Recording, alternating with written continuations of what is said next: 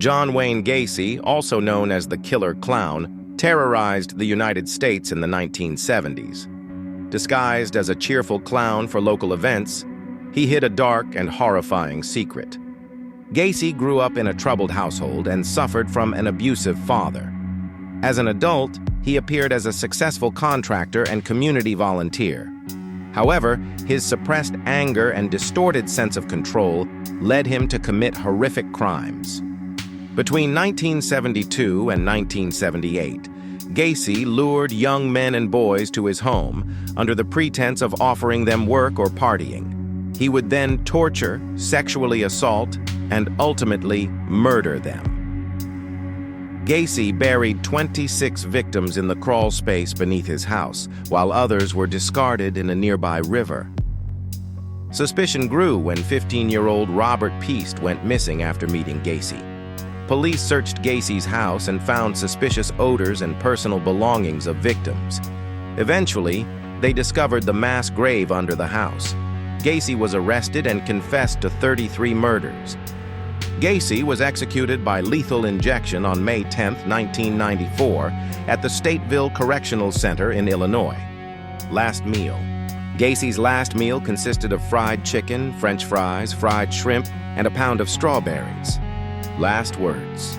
Kiss my ass.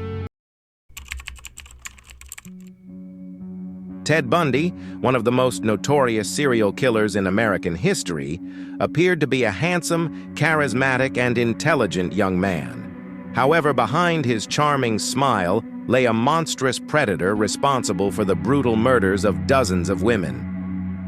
Bundy's troubled childhood and feelings of inadequacy fueled his need to dominate and control women. His deep-seated anger towards women, coupled with his sense of superiority, led him to commit heinous acts to assert his power. From 1974 to 1978, Ted Bundy stalked and murdered at least 30 young women across several states, including Washington, Utah, Colorado, and Florida. He would often pretend to be injured to lure his victims into helping him before abducting, raping, and killing them. Bundy's preferred method of killing was strangulation or blunt force trauma. Bundy's capture was initially due to a traffic violation in Utah in 1975. During a search, police found handcuffs and burglary tools. After escaping twice from custody, Bundy was finally apprehended in Florida in 1978 after a high-speed chase. A dental impression linked him to the brutal murder of 12-year-old Kimberly Leach. Ted Bundy was executed by electric chair on January 24, 1989 at the Florida State Prison. Bundy declined a special last meal, so he was given the standard prison meal of steak, eggs, toast with butter and coffee. Bundy's last words before his execution were, "I'd like you to give my love to my family and friends." On April 19, 1995, a powerful explosion shattered the Alfred P. Murrah Federal Building in Oklahoma City, killing 168 people and injuring over 600. This act of domestic terrorism, orchestrated by Timothy McVeigh, became the deadliest terror attack on American soil before 9/11. Timothy McVeigh, a former U.S. Army soldier, was deeply disillusioned with the federal government. He was particularly enraged by the government's handling of the Waco siege in 1993 and the Ruby Ridge incident in 1992. McVeigh saw his act as revenge against what he perceived as government tyranny. On the morning of April 19, 1995, McVeigh parked a rented Ryder truck loaded with approximately 4,800 pounds of ammonium nitrate fertilizer and fuel oil in front of the federal building. At 9:02 a.m., the bomb detonated, causing catastrophic damage, killing 168 people, including 19 children, and wounding hundreds. Just 90 minutes after the bombing, McVeigh was stopped by a state trooper for driving without a license plate. The officer discovered a concealed weapon in the car and arrested him. Days later, as McVeigh was about to be released, he was identified as the prime suspect through a sketch and witnesses. Investigators linked him to the truck through the VIN and rental records. Timothy McVeigh was executed by lethal injection on June 11, 2001, at the United States Penitentiary in Terre Haute, Indiana. His final statement was a handwritten copy of the poem Invictus by William Ernest Henley. The last lines read, "I am the master of my fate, I am the captain of my soul." Aileen Wuornos, labeled as one of the most infamous female serial killers in American history, shocked the nation with her brutal murders of 7 men. Despite claiming self-defense, her ruthless methods left a trail of fear and controversy. Wuornos had a traumatic childhood marked by abuse and abandonment. She lived as a homeless prostitute for much of her adult life. After years of being exploited and mistreated, she developed intense hatred toward men, which fueled her violent actions. Between 1989 and 1990, Aileen Wuornos murdered 7 men in Florida. She would solicit rides or sexual services from truck drivers and then shoot them at point-blank range, claiming they tried to rape her. Wuornos would then rob her victims, taking cash and valuables. Wuornos was caught after police traced items stolen from the victims to her and her girlfriend, Tyria Moore. Moore cooperated with the police and convinced Wuornos to confess over a series of recorded phone calls. Eventually, Wuornos was arrested at a biker bar in Port Orange, Florida. Aileen Wuornos was executed by lethal injection on October 9, 2002, at the Florida State Prison.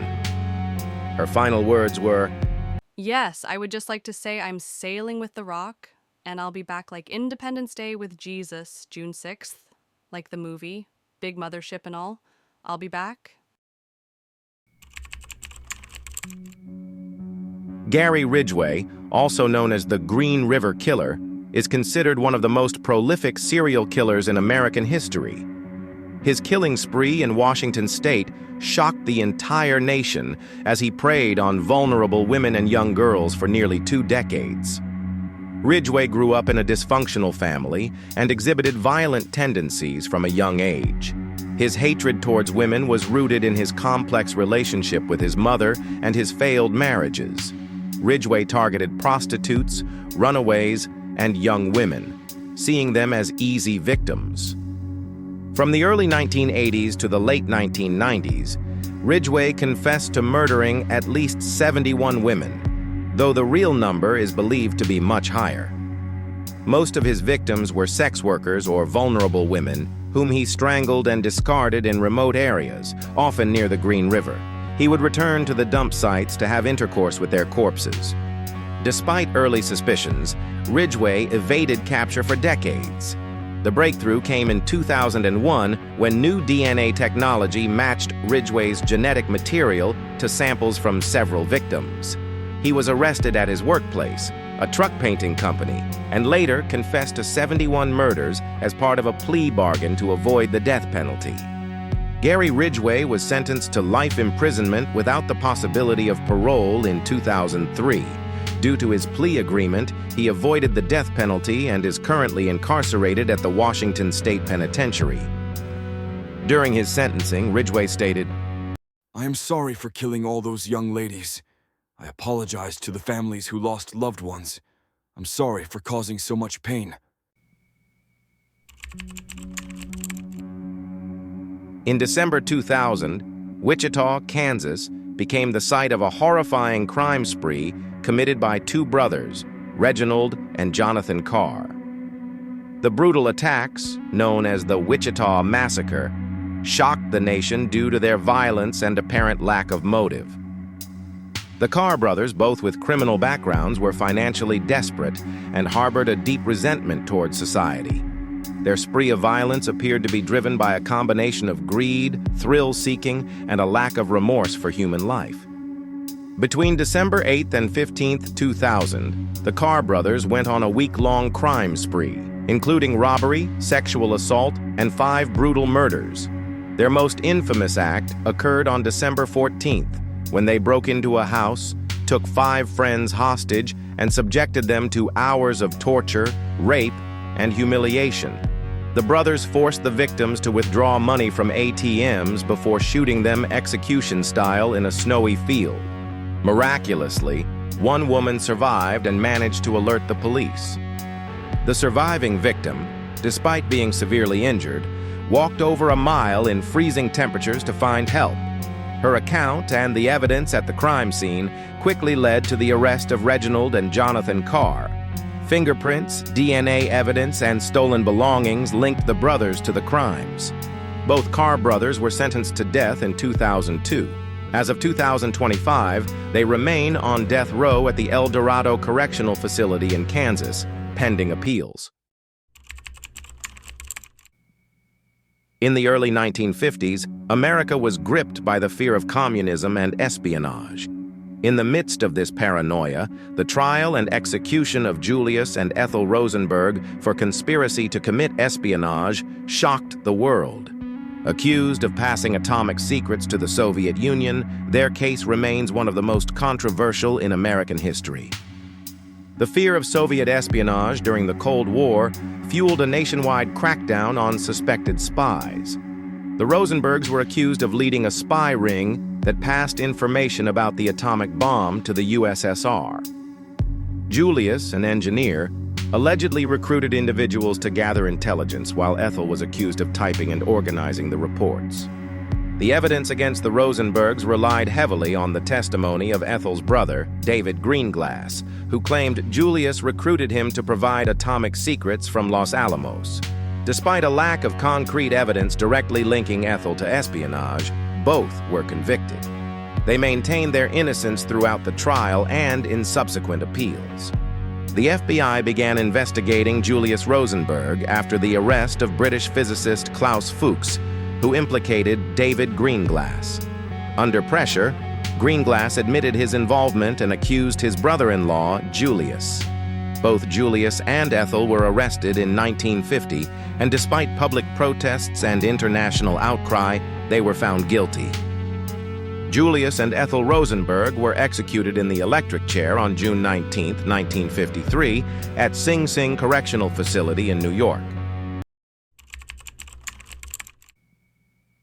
In 1984, two intellectually disabled teenagers, Henry McCollum and Leon Brown, were convicted of the brutal rape and murder of an 11-year-old girl in North Carolina. The case shocked the nation, as both men were sentenced to death despite a lack of physical evidence and questionable confessions. Decades later, their exoneration exposed one of the most tragic miscarriages of justice in American history. The crime occurred in 1983, when the body of an 11-year-old girl was found in a field near a rural road. The lack of suspects and pressure to resolve the case quickly led to the wrongful arrest of McCollum and Brown. Under intense interrogation, the two teens with limited intellectual capacity were coerced into signing false confessions. McCollum and Brown were accused of luring the young girl to a field, raping and murdering her. Despite no physical evidence linking them to the crime, their confessions became the centerpiece of the prosecution's case. The jury convicted both men, and they were sentenced to death in 1984. The investigation was flawed from the beginning. The police relied heavily on coerced confessions rather than physical evidence. Years later, advocacy groups and attorneys discovered inconsistencies and DNA evidence that did not match McCollum or Brown. In 2014, new DNA testing linked the crime to another man, who was already serving time for a similar crime. Both men were exonerated after spending 30 years on death row. Henry McCollum and Leon Brown were sentenced to death in 1984. However, their execution never took place. After decades on death row, they were exonerated and released in 2014 from Central Prison in Raleigh, North Carolina. After his release, Henry McCollum said, "I feel blessed. I never gave up hope because God always made a way for me." Leon Brown, overwhelmed with emotion, simply said, "I'm free."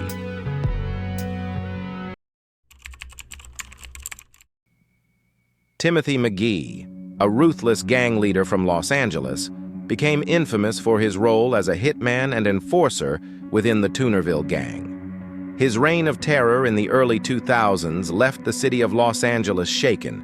as he carried out a series of brutal murders aimed at both rival gang members and innocent bystanders.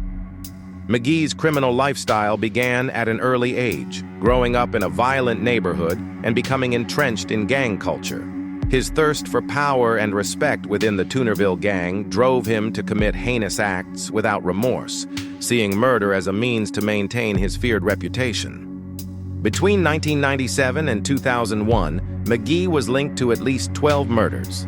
His victims included rival gang members, perceived threats, and even random individuals. One of his most shocking acts occurred in 2000 when he executed 2 LAPD officers during a drive-by shooting. His violent streak earned him the nickname Monster of Atwater. McGee became one of Los Angeles' most wanted fugitives. After a 5-year manhunt, he was captured in 2003 while hiding in a Glendale apartment. Investigators linked McGee to the murders through witness statements, ballistic evidence, and his own gang affiliations. Timothy McGee was sentenced to death in 2009 for multiple counts of murder. As of 2025, he remains on death row at San Quentin State Prison, California. The execution of Johnny Frank Garrett remains one of the most controversial in American history. Convicted of murdering a nun in Texas, Garrett's case raised significant questions about justice, intellectual disability, and the ethics of capital punishment. Garrett grew up in a violent and abusive environment, enduring physical and sexual abuse from a young age. Suffering from mental illness and intellectual disabilities, Garrett had a troubled life, marked by neglect and violence. His history of trauma significantly shaped his unstable behavior. In 1981, 76-year-old Sister Tadia Benz was found raped and murdered in the convent where she lived.